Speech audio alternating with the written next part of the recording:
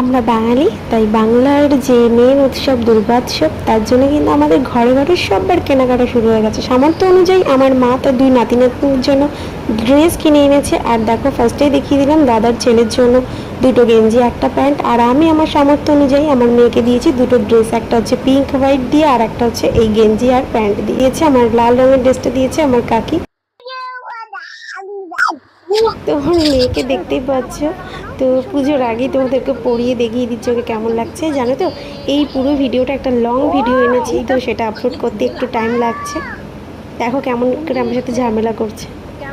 তো কোন ড্রেসটা তোমাদের সবচেয়ে ভালো লাগছে বলবে। আর আমার মা দিয়েছে এই সুন্দর একটা পরি ড্রেস, যেটা কিন্তু পুজো বা বিয়েবাড়ি পারপাসই বেশ ভালো লাগে।